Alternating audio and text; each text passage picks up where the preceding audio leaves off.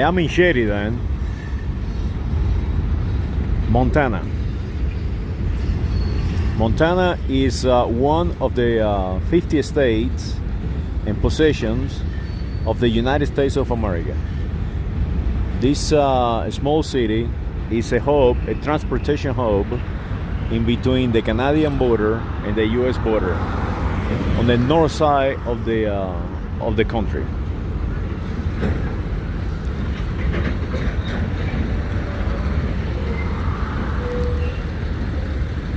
We have like 5 or 6 tracks out there, and notice there is 2 trains running side by side each other, moving, they're crossing. At one point they have 2 heading west and 1 heading east.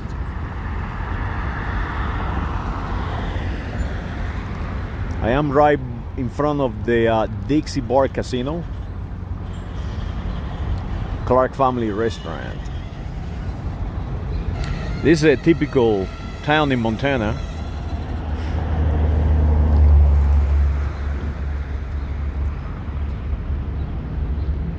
This is the Exxon, also a casino.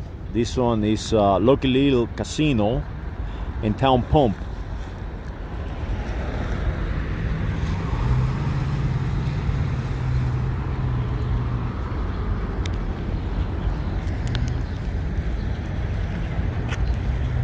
Montana was a part of the New Spain.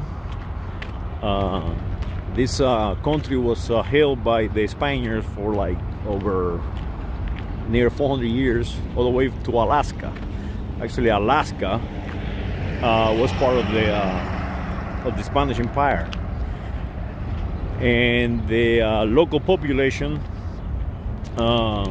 was the First Nations. They today they still occupy this area, and actually they is thriving. They are actually the population are increasing, and they start somewhat gaining back their roots, or wanting to anyway.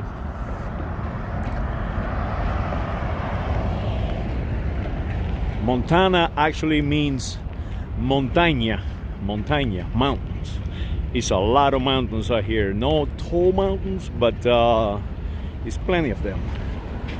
I had to negotiate this mud, and if you notice, there is it's like a rural, it's country roads. It's just dirt roads, and the reason most of the time is all this area is covered with the snow most of the time, so it makes no sense to pave over. So what they do, they put sand and gravel and they mix it on top with asphalt, or I should say tar.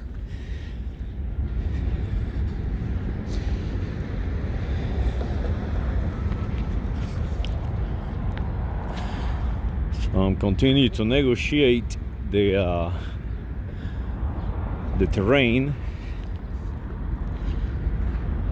This is Motel 6 where I stay in. Motel 6 is a chain of motels or hotels. It's more like hostels, and they're very comfortable and okay on price. So Montana was occupied by the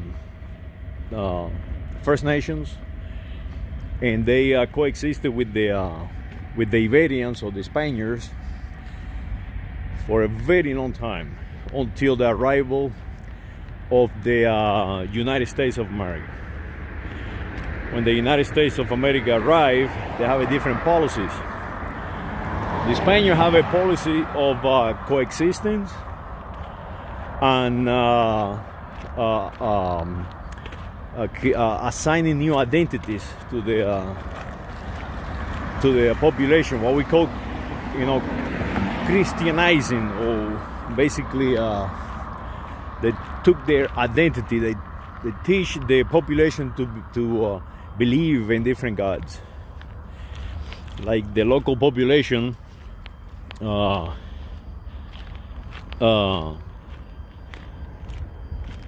believe in the wind and the sun and all sort of things like that. Well, the Spaniards brought them animals like the horse, the mules, pork, and also they introduced Christianity to them, sort of like they call them civilizing. And they spend a lot of time doing that. The United States arrived, and their strategy was completely different. It was to go ahead and completely destroy them. So that is exactly what happened.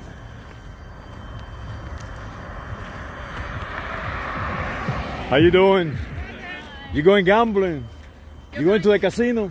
You're going to the casino? Are you? No, we're staying up. Because I've never been inside a casino. Oh. So I don't know how lucky it is, the casino. Some casinos are really lucky. I make a lot of money in some of the casinos. I'm not a gambler. Gamble. It's good for your heart. So the United States arrived and completely destroyed them. They put them in concentration camps. Took the languages. How you doing? Pretty good. Took their languages. One went into battle with them, and I'm close to several places where they have battles and actually massacres are here. But today everything is calm. There is very little crime out here. They do have somewhat problems with drugs because I mean, there is nothing to do out here, so people use a lot of drugs. As a matter of fact, a couple of states arrived in negotiations with companies, multinational companies. They produce drugs like cotton and all those, and they arrived to a settlement of billions of dollars. So they say they will utilize that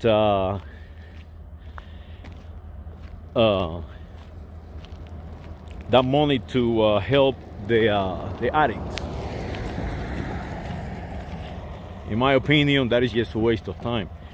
The only way you can fix that is from childhood with education, like the Spaniards did with the native. They educated them to a different way of thinking. As a matter of fact, that yesterday I was speaking to a fellow from Afghanistan, and to my surprise, this fellow from Afghanistan was completely conditioned, but completely. And I finally told him that he was no longer in Afghanistan. He was in the United States of America, and now he was an American, so start being one. He was telling me that he cannot use credit because it's against his religion. He had to buy everything cash because it's against his religion. His wife cannot be educated because it's against his religion, or his female offsprings. So everything was from him telling me it was against the religion. And I finally told him, friend, what are you doing here? Because we have a completely different way of thinking. than the one that you have right now. So do yourself a favor, condition yourself, start borrowing money, start thinking of way to make more money, and get some education for your kids, and you're going to be all right. Now check this out. This is like a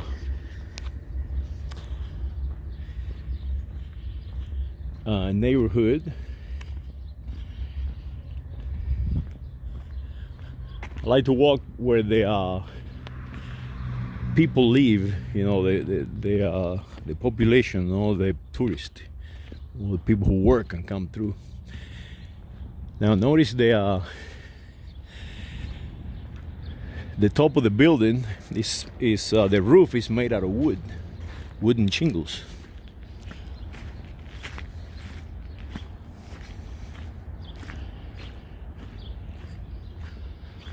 And on this case, they have put a metal roof on top of it. Now you have to understand that all this is full of snow, pretty much 7 months out of the year. But it is very simple construction, made out of wood, and will stand the cold weather.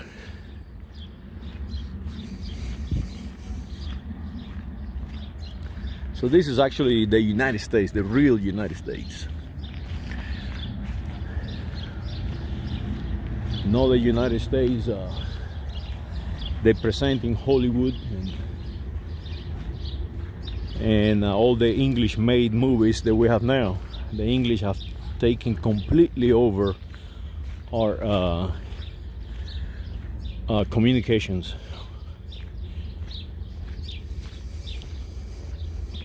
I went and watched the movie Aladdin, and it's a fiasco to me. I mean, it's like conditioning completely about racial integrity and all these crazy things they promoting, and what they're doing, they're destroying our biology.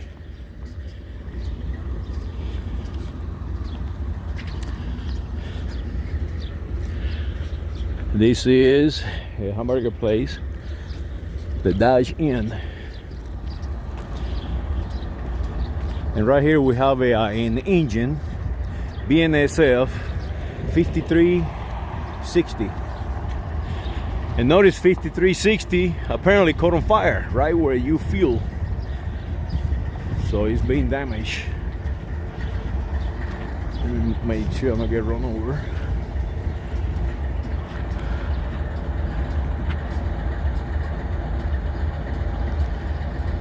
Check out the damage right on the fuel,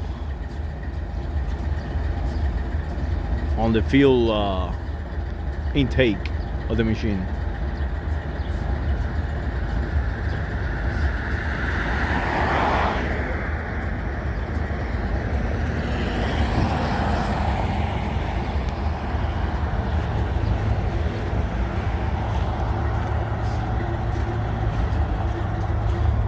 I am right now on the front side of that building, and it is a motel, Glacier Motel RV Park. It's a cool place to stay. Never been inside, but it seems like it's okay. Well, that is a Trans Am. I love Trans Ams. That's a 1983 or 84 maybe. No, that's 1979.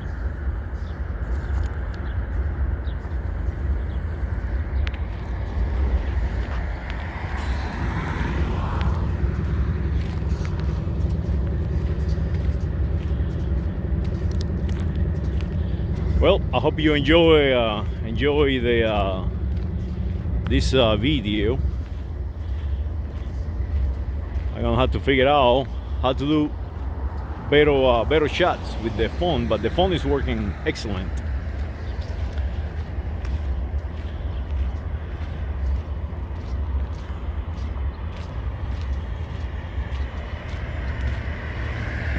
me show you a transition zone of colder air and warmer air.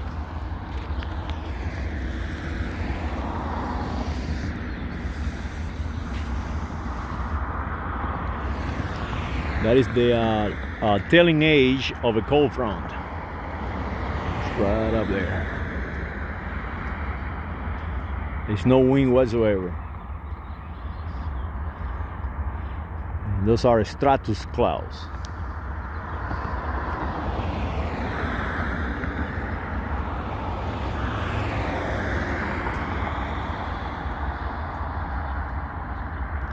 Today's Memorial Day.